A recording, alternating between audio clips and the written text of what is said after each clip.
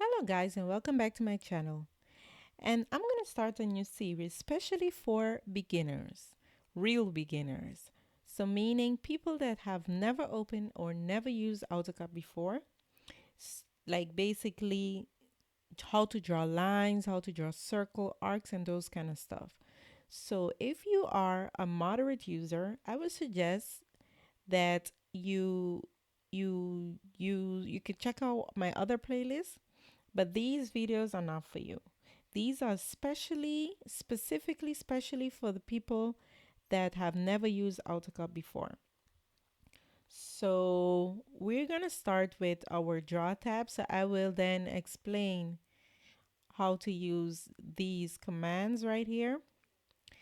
And then in the next series of video, I'm gonna show how to use the other commands.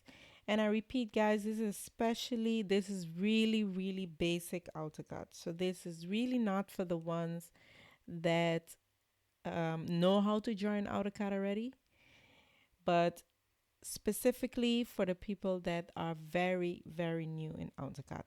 So without further ado, guys, let us get into this video.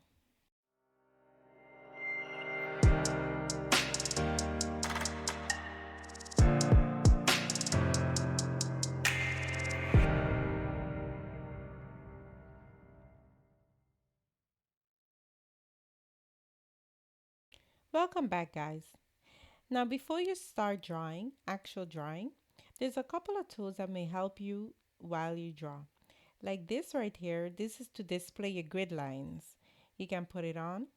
And these grid line is like a guideline that you can use to your draw your lines and your squares and all those kind of stuff. I don't really recommend it, but for a beginner, it may be useful. I find it's just kind of misleading because it does not actually grip to that line. What do grip is this right here, which is your snap.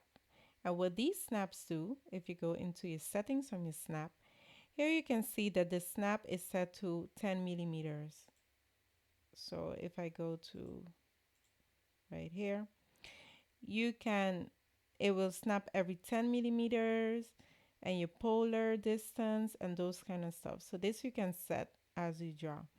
Your grid line is also set to 10 and 10. You can change it to 5 and 5, for example.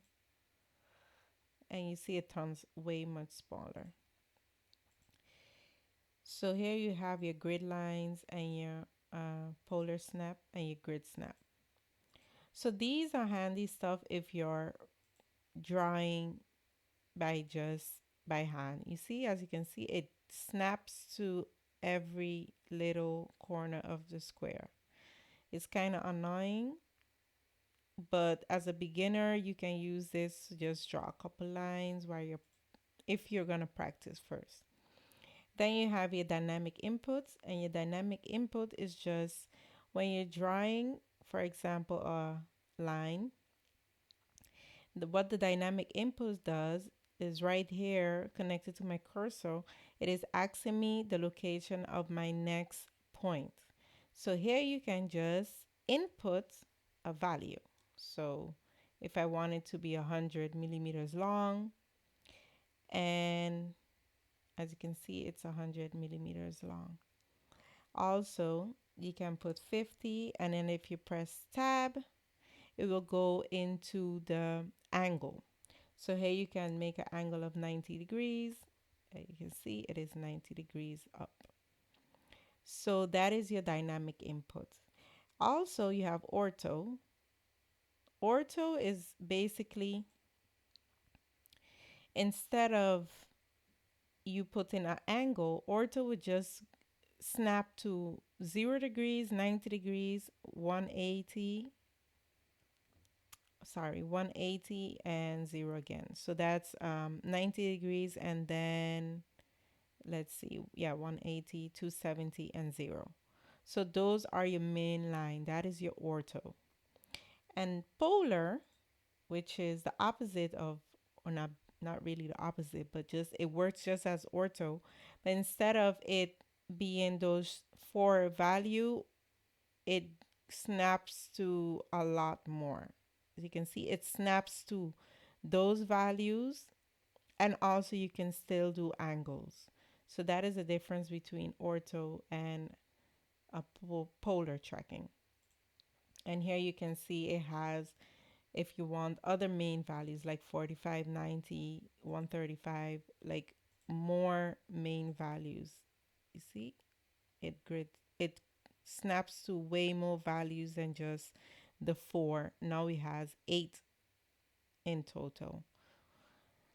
And that's your polar. So you can use this if you like and set it also to your liking. And these right here is your isoplane. That is basically those planes that you have within AutoCAD. You can just leave it how it is. There's not much you can do about this. As you can see, look, it just changes your ortho to isometric view. I don't ever use this. I just leave it off. Then you have your snapping. So show snapping reference lines. We have it on because it snaps to those reference lines. You can see my reference line is on, just like my polar line. And these are your snaps. And what these snaps help you to do is snap to corners, endpoints, middle point, center point, the middle of a square. Your nose is basically points and, let's say, dimension points. Quadrant is all the four corners of a circle. Intersection is the intersection between two lines. Extension is basically extended.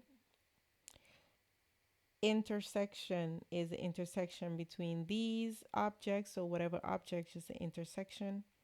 Perpendicular is, it speaks for itself, just a perpendicular point. A tangent point on a circle. The nearest point, this is kind of annoying, so I don't have it ever on because it just snaps to everything. And a parent intersection is just a parent intersection and a parallel line.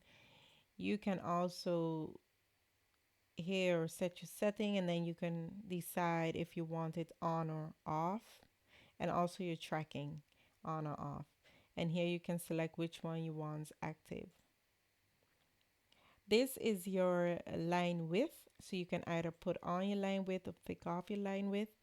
Now these lines right here don't have any width. They are set at 0, so you won't see any difference. But like if you have your layer that are, if your line is set to the width of, let's see, your line width set to 20, or let's say a very thick one, 40, and I put it on, as you can see, the line width will show instead of, and here you can just take it off if you don't want the line width to show.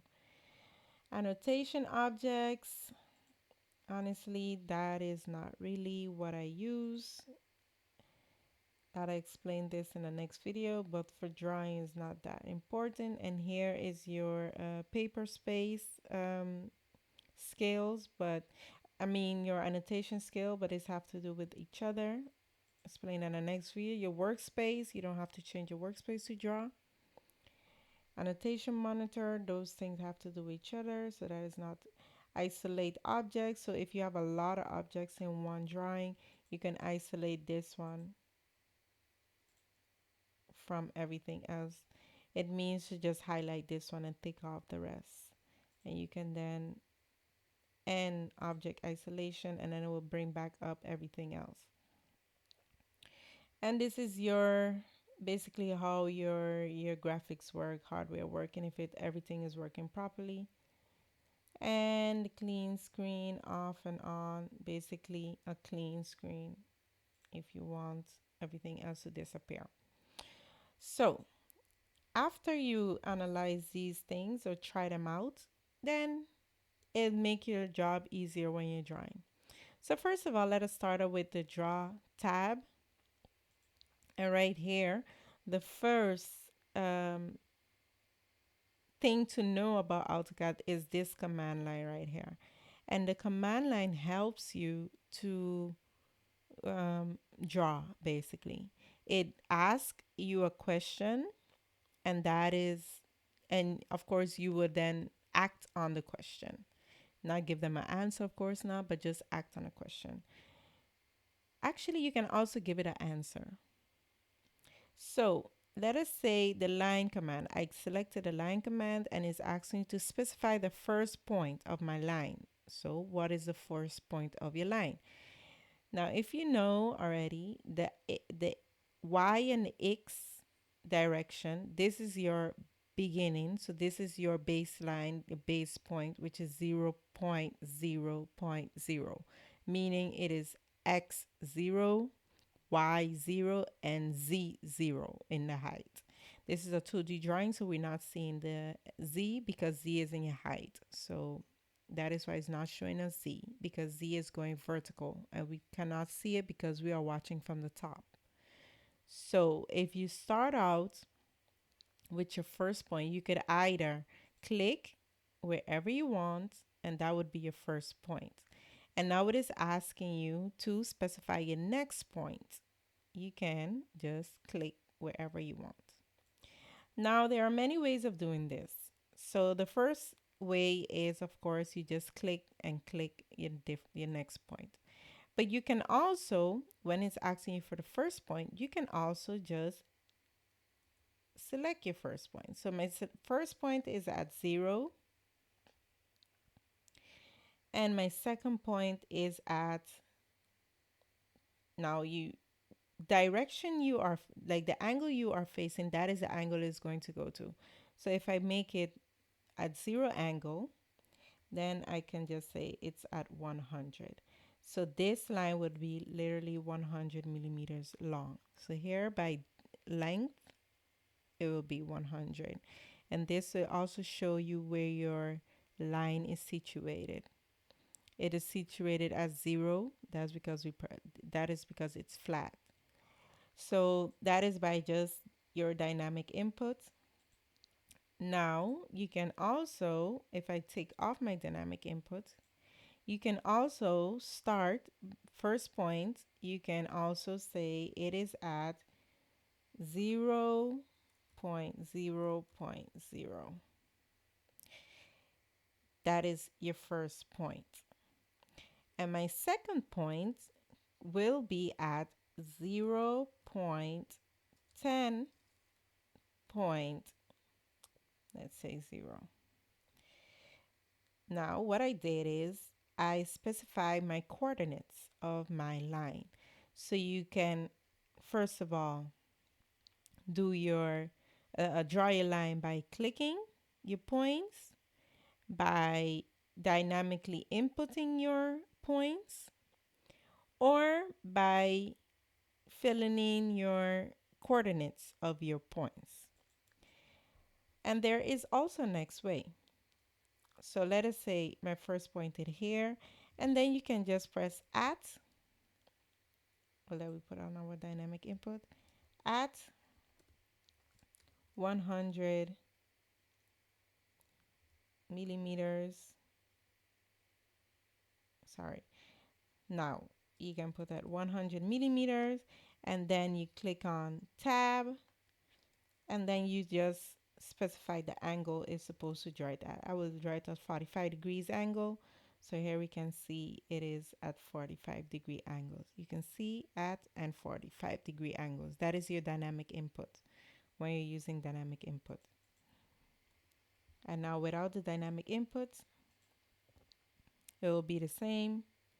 0.0, and then at 100, and then right here, this symbol right here, and then 45. So the at will specify the length, and then this bracket right here will specify the angle of your line. And of course you can just draw points. So that is how you draw your lines. Now your polyline is actually kind of the same way. It works the same way. So you start your first point. I'm gonna type it so y'all guys see what I'm typing. And now Polyline has more options than lines. the lines, you just can draw like one point and then the next point, but your polyline has more options than your line.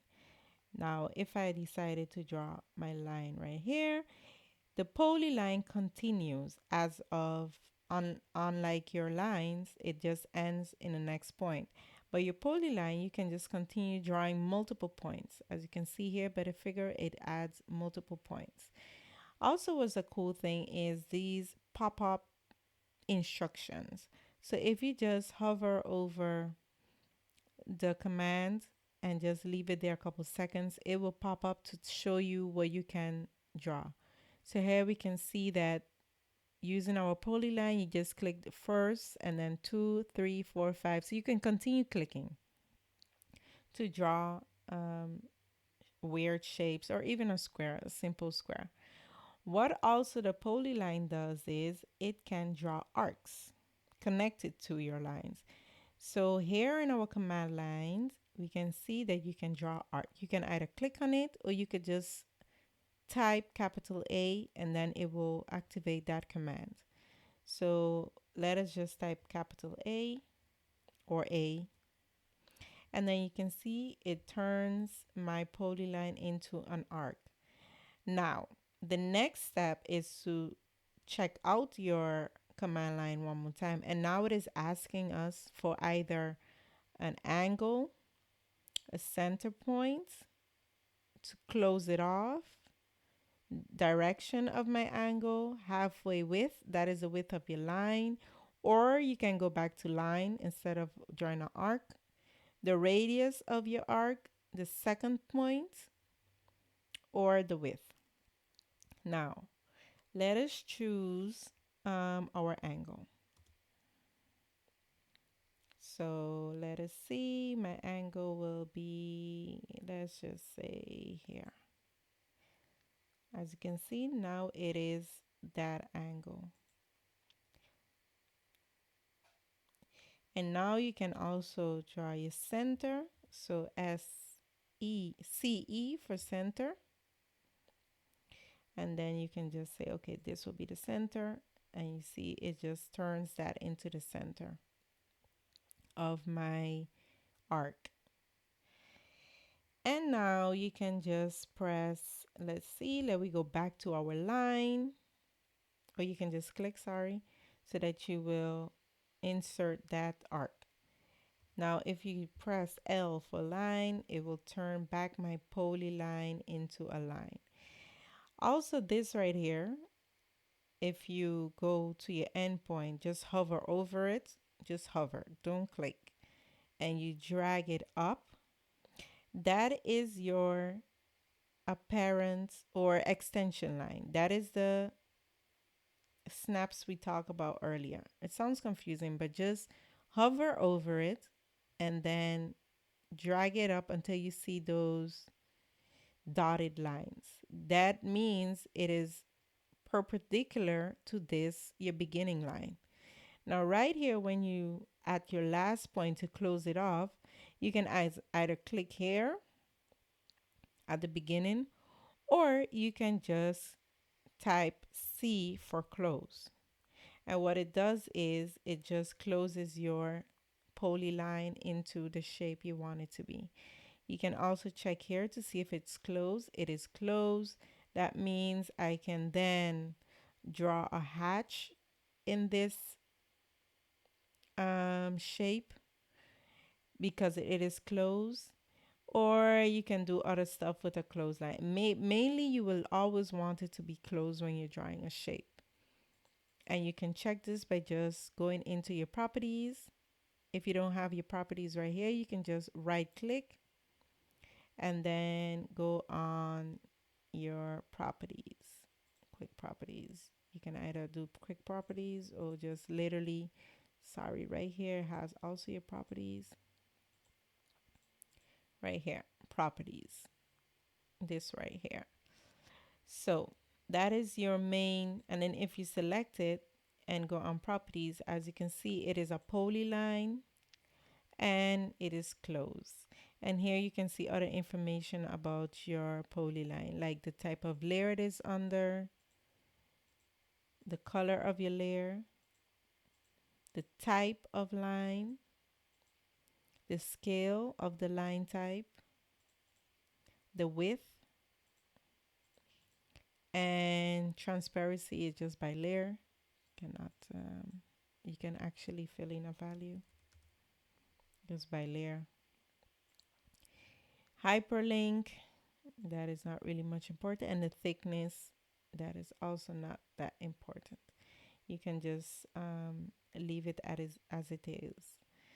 So let us go back to our home tab. So we already draw basically a line, and this is a polyline. And a polyline can consist, as I said, of normal lines and arc lines. Then you have your circles. And your circles you can draw also in a couple ways. You can either just, of course, you can decide where the point begins, 0, 0, 0. That's basically a circle. And now you can decide your radius of a circle. The radius, you can type in 500, or that's a little much. Let me just say 100. Where is it? Yeah, 100. Or this same circle,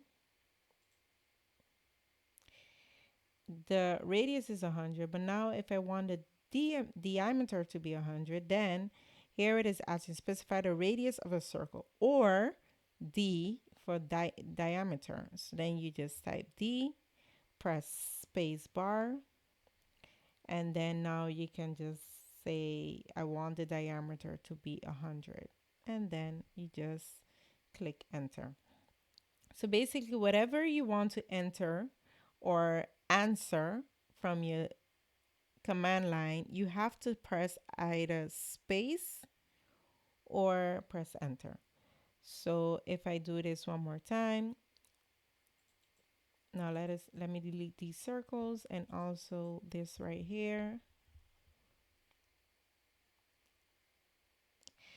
So first of all, by default, you can see that the circle is selected by the center first and then the radius, or the center first and then the diameter.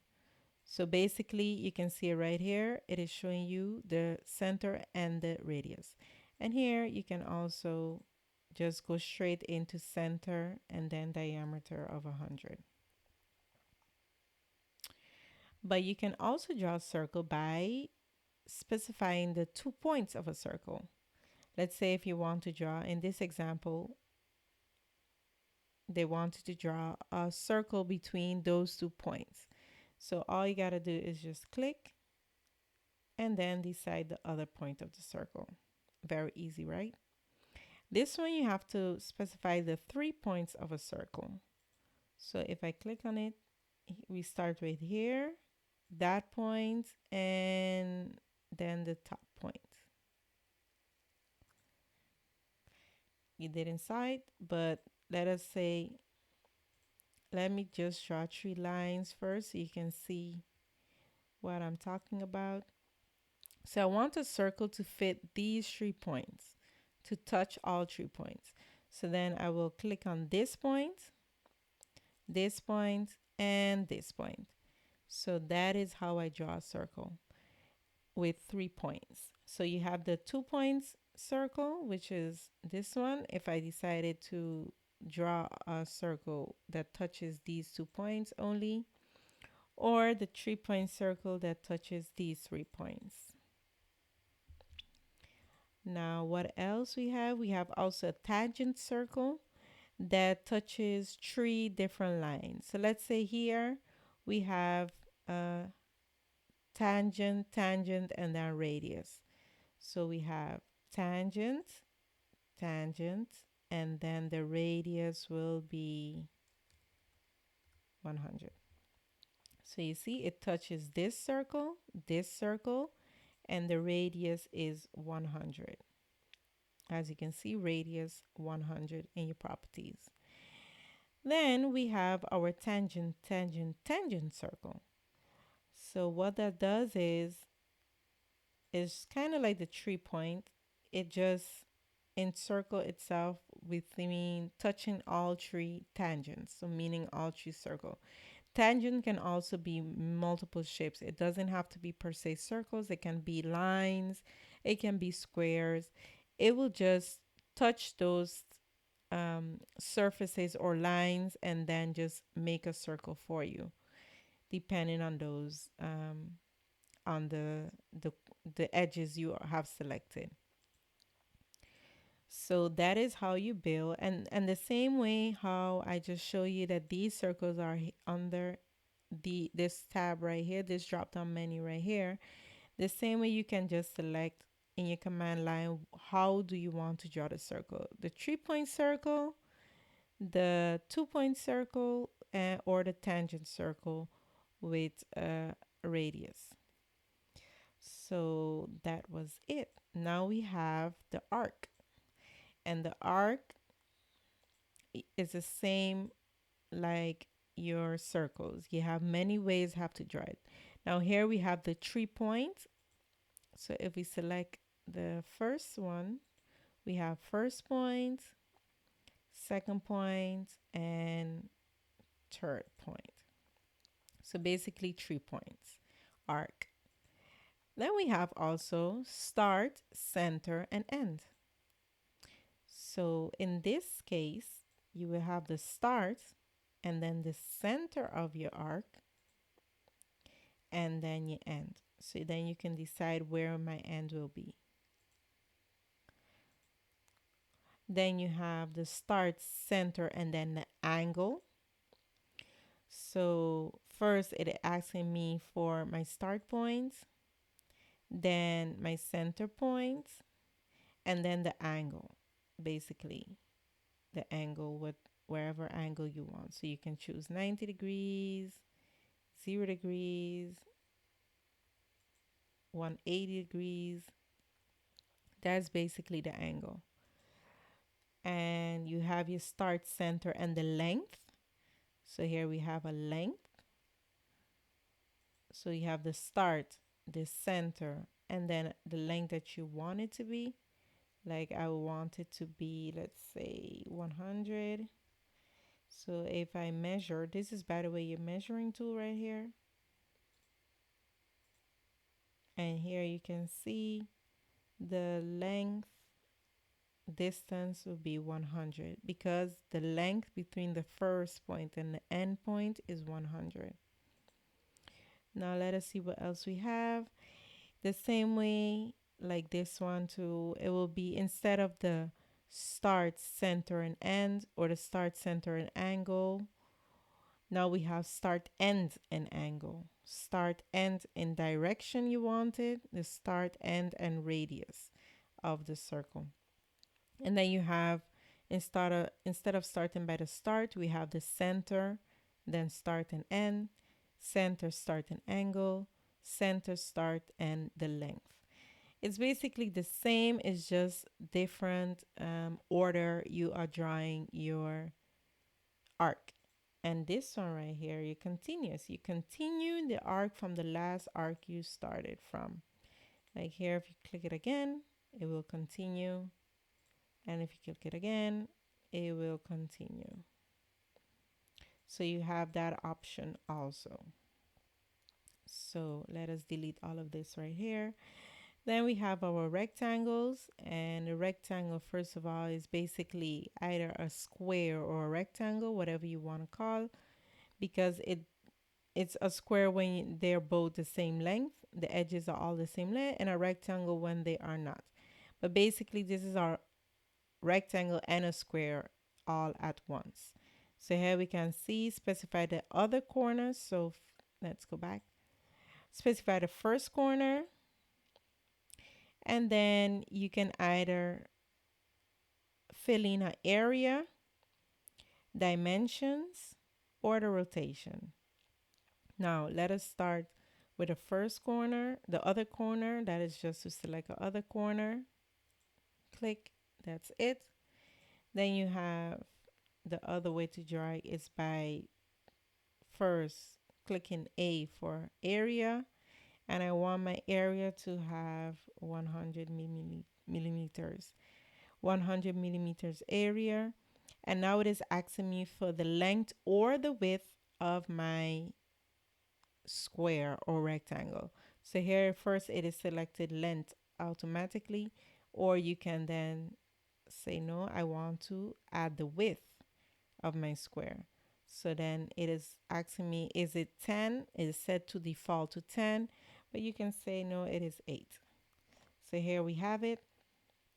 So now if we measure this square right here, this rectangle right here, it is, the height is 8 millimeters, the width, like how we just did, typed in, and that makes the length of 12 and a half.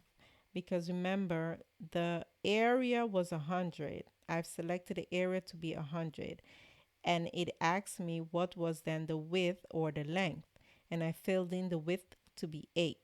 So it will then calculate the length based on the two information we give it. So now if we go into our measuring tool and we select area and we click all those four corners, and we then right click and press enter, as you can see the area is still 100. So that is a next way how to draw your rectangle or your square.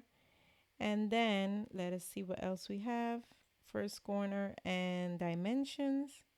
Here we have the length. Okay, my length would be 10 and the width will be 4, and that is the square. And of course it'll ask me, is it up, down, left, or right? And then you just click it wherever you want it to click, to direction you want it to be. Now we have, let's see, here before you even click the first corner, you can then choose your chamfer. Chamfer is basically your cut off corners. Let us select this one to see as a preview. Let's chamfer to 2. The second distance is also 2. And as you can see, it chamfers it automatically all the four corners. And here now you can then rotate it if you wanted to. It rotated it, but it still hasn't drawn a square. Why? Because you haven't said how big or how small it will be. So you will still have to click somewhere for it to draw it, and then it will draw it for you. Now that was basically your rectangle. Then you have your polygon. A polygon is a hexagon or your octagons. It's basically those type of shapes. So first of all, it's asking you how much size does it have. Here I will choose an octagon. I will say 8 sides. Now it is asking me to specify the center of your shape or your polygon. That is right here. And now it is asking me to then, is it inscribed in a circle or circumscribed in a circle, about the circle? So is it inside of the circle or outside of the circle? By default, it is inside the circle. And now it is asking me to enter the diameter. I clicked 100. Sorry. Yeah, just click enter.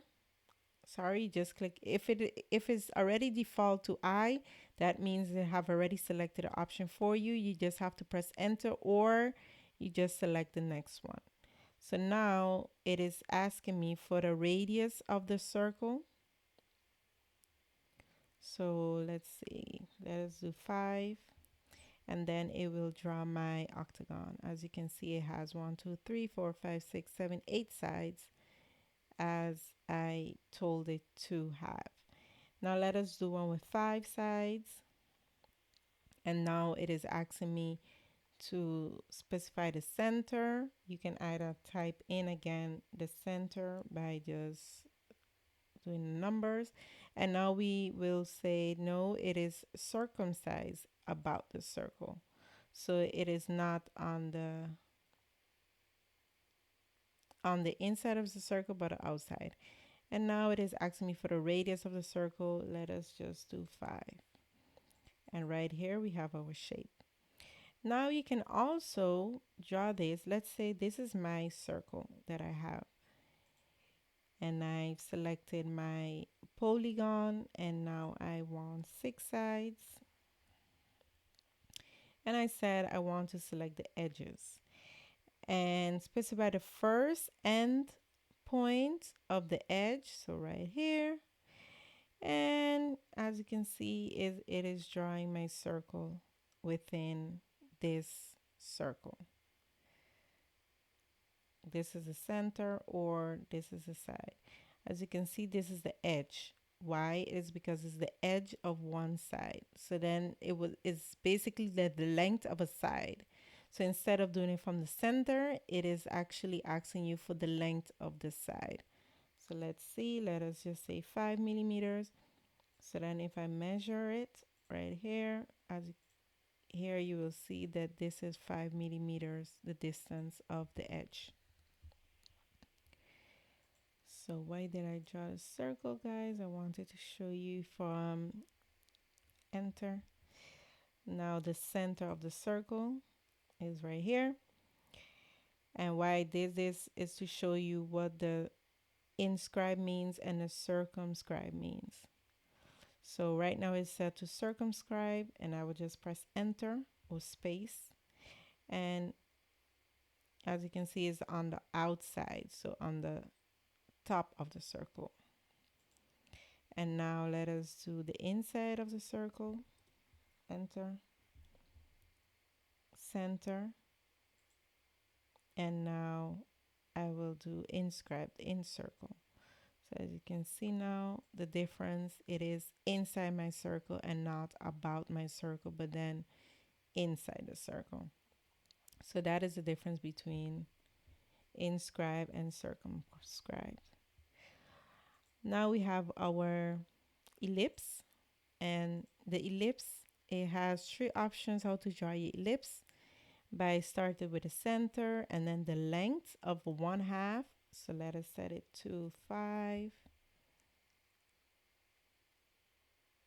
And now it is asking us for the height. So this one is 5 already. Now the height, let us set it to 2. So now if I go and measure this right here from the center, this one was 5, 5. And then from the center to the top, it was 2. So that is just the half that you are filling in. You're not filling in the total length, the total height, nor the total length. It is just a half that is asking you for. Now let us see the other option. Let us see right here.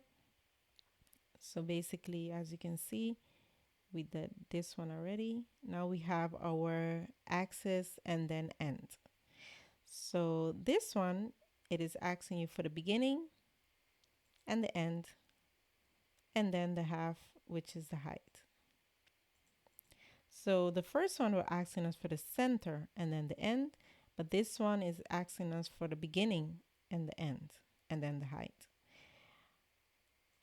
But you can also, instead of the axis, you can then say the arc. So if you do the arc, then it is asking to specify the axis endpoint of the ellipse and the other endpoint, and then the distance to the other axis or the rotation. Rotation is basically the same. It is if you go up or down, it is rotated this way. So right here we can see that the major axis rotation, let us say 45 degrees, and then the angle, let us say 90 there, and then the other side, the other angle and angle will be here. So that is also a way to draw your ellipse, by the angles of your endpoints. So as you can see, the axis meaning the line or your guideline, and then the endpoints of your ellipse. Then we have elliptical arc. Let's just see the preview right here. Creates an elliptical arc. So basically an ellipse with a bunch of arcs, pretty much. So you have your start point.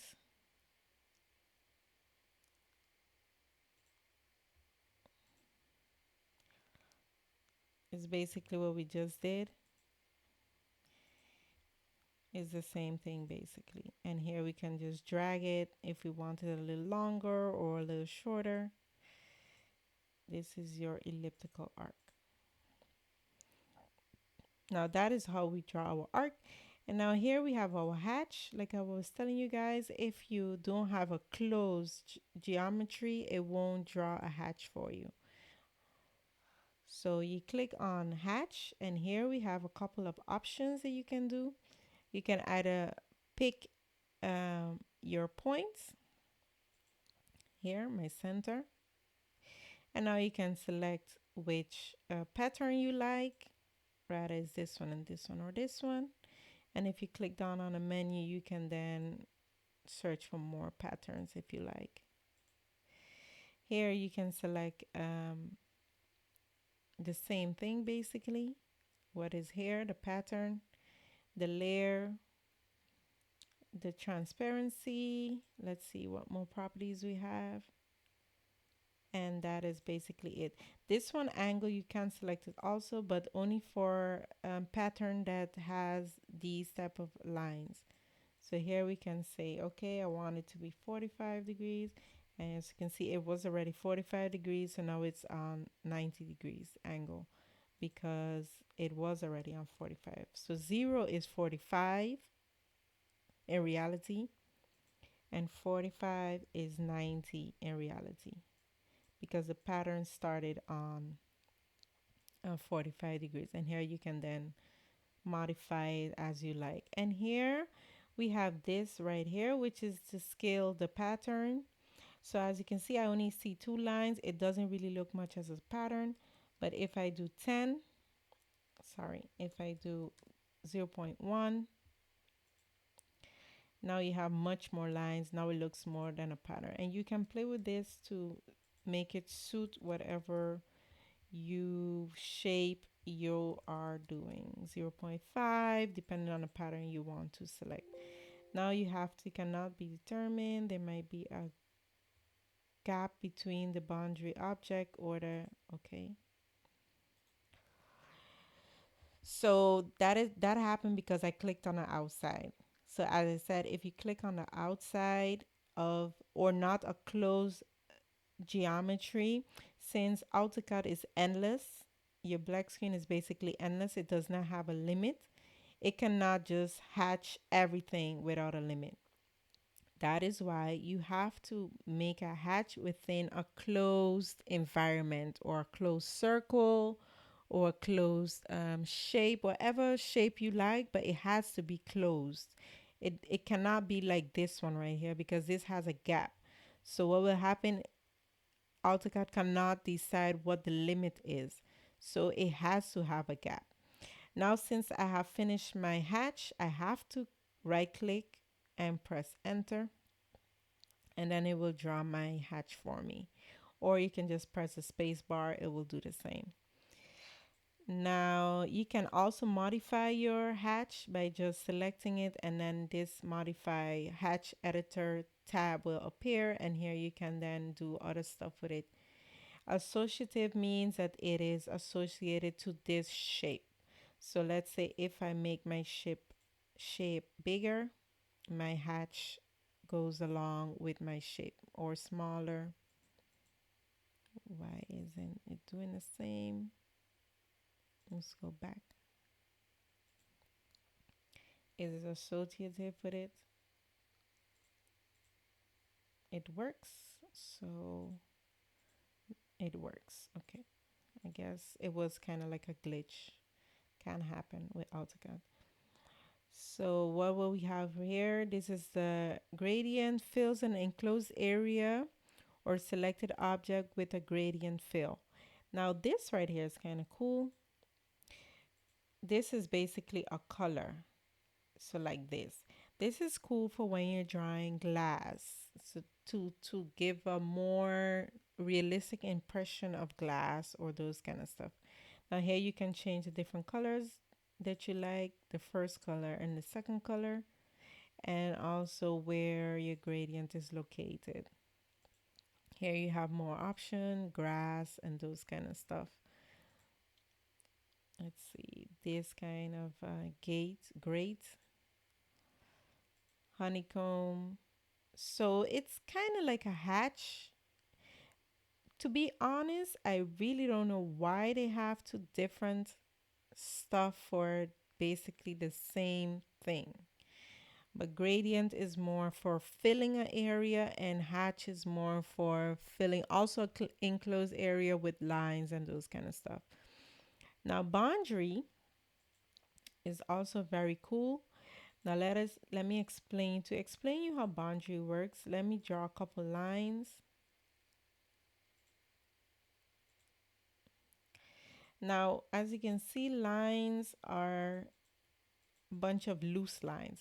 So let's say you have a drawing with a bunch of loose lines and you want it to be one square. So not a bunch of loose lines, but just one square. Now that is where we come into boundary.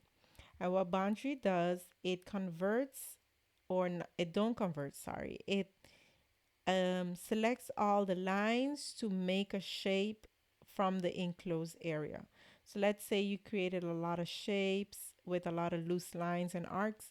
Now right here we have, you can convert it into a region or a polyline. Polyline will be more effective because region you can't really change after it is there.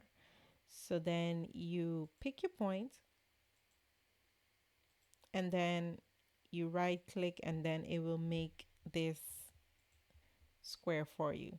So instead of it being a bunch of loose lines, it just makes it into one polyline square that is actually closed. So here you can then make your hatch if you like, but this one right here, and also for selecting, when you're selecting it or you are stretching it, you can stretch it more easier. Instead of this one, you would have to then select two separate lines to then do the same effect. Whereas right here, you could just select this grip and it will do the job. Also here, you can select this grip line. This means that it will stretch it. Whereas here, it don't have this grip line. This is just a move line. And this is what happens. So that boundary is kind of handy for when you have a lot of loose shapes and you just want to make one object after all those loose shapes. The same works with, let's see, join. Let's see if I have join right here.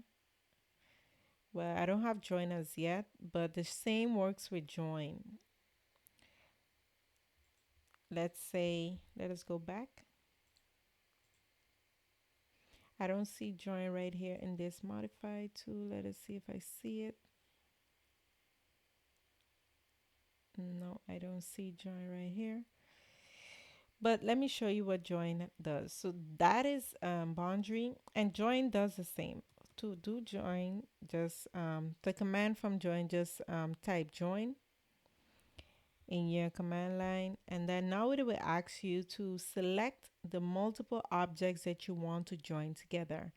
So here, if you select everything, you can either select to the left, will select everything you touch, and it will still be active, that command, because you can select more objects. You can select them one by one or everything one time or two by twos. And it found 5 objects. Why it is 5, I don't know. Maybe it has a line under this line, something that on that. Let me see why. Let me delete this line. Maybe it has a line under it. Nope. This line, maybe it has a line under it. Nope. Let us select everything. It has 5 lines. Where is my other line? And this one, nope. So where is my fifth line? Oh, right here. It created a point. The first line created a point. So make sure you don't have double lines on top of each other when you're using join. So now again, we can select everything. It found 4 objects. Okay. And then what you want to do is press spacebar or right click enter. Now 4 objects was converted to 1 polyline. So now if I select, as you can see now, it has converted all those 4 lines and it has joined it into 1 polyline. Basically the same effect this one had, but just in a different way. Because AutoCAD has many ways to do things and still have the same result. Basically it's the same as this one. I can still stretch it, but I've converted these 4 lines into 1 polyline instead of having all those loose lines. Now let us see here. We have here a spline. And a spline is basically these crazy lines. If you're drawing these weird shapes, it's like a free form lines. And then it basically, and then you press enter and it will close it off. It turn it into a shape. Control verticals. Here you can then control how it acts, how it reacts. Here you can modify however you like, play with it a little bit. And here if we say fit, basically it will convert it into these kind of points, and then you can stretch it a little bit however you like to make it more what you're looking for. These are good for drawing ponds and those kind of stuff and pathways um, in basically your yard and stuff like that. Now we have our spline V. Let us see, by drawing V's, you can draw your splines. So it's just a different form how to draw your splines. If I press enter, you can see your splines. And in the same way, you can then move them around, but instead this is your control verticals.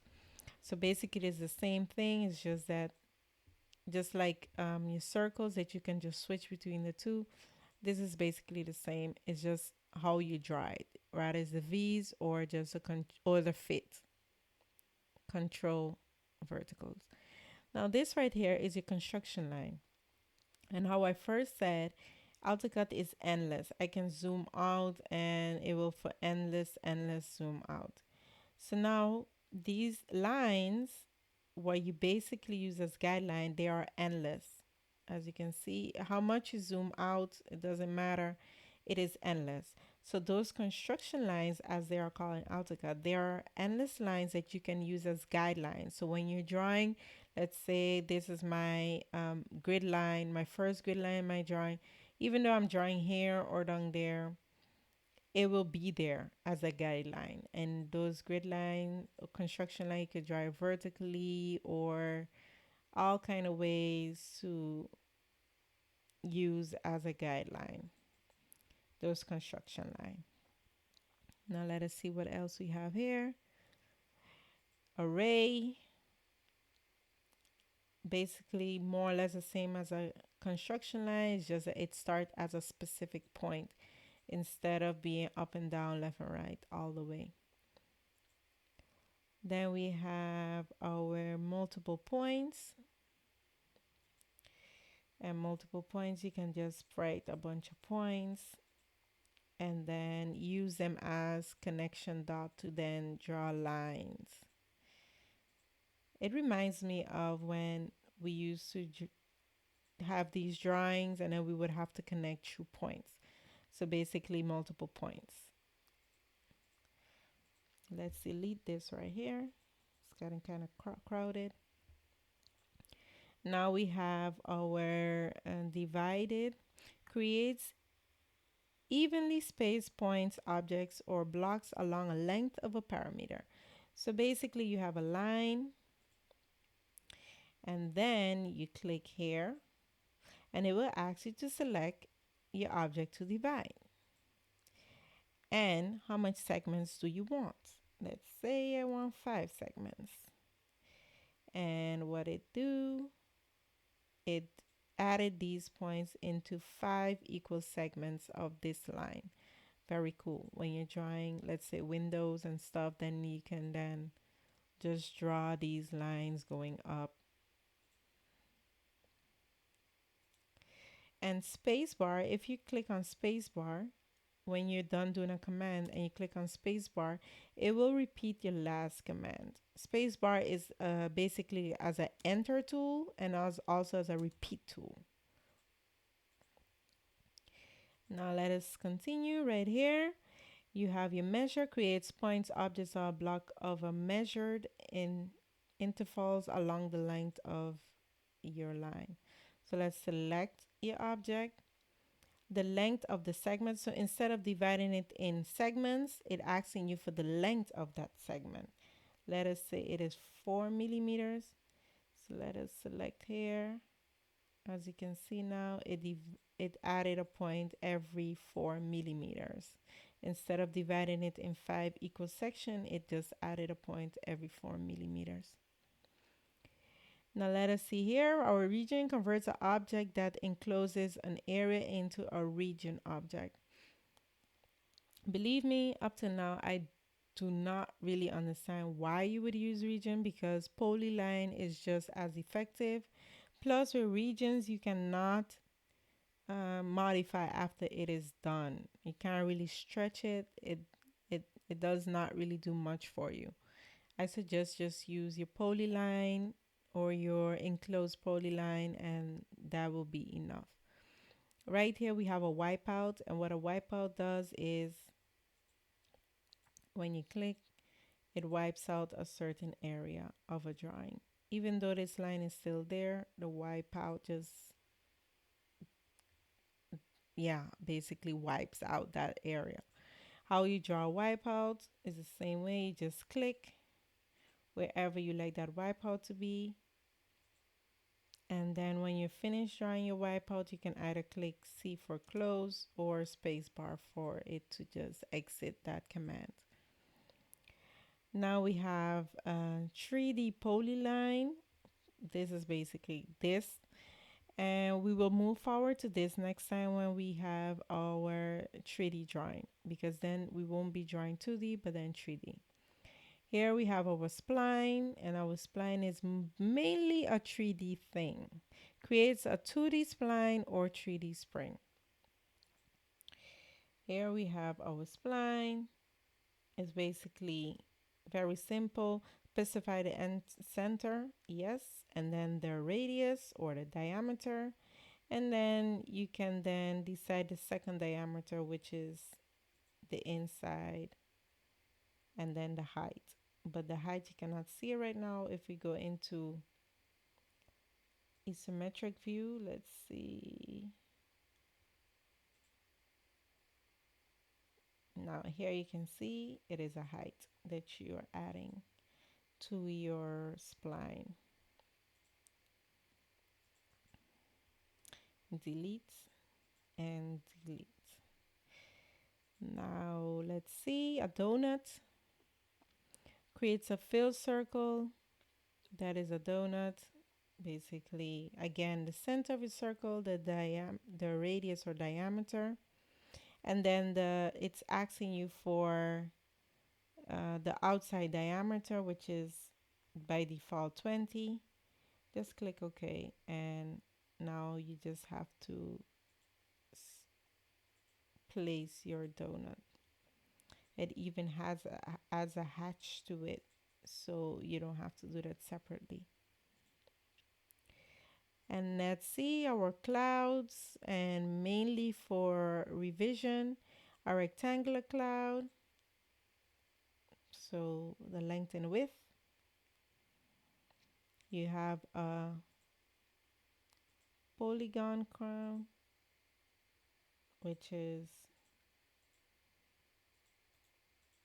like this. Or you have a freeform,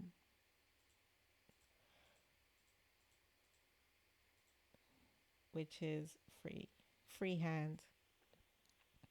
It's drawing a bunch of clicking a bunch of places, and then they will connect them for you. So that was a cloud. So guys, that was it for now. This was the video of the first video of this series for really beginners AutoCAD users.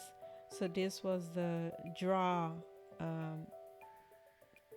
tab or panel from my home tab, and then I will see you in my next video where we will discuss our modify panel from our home tab.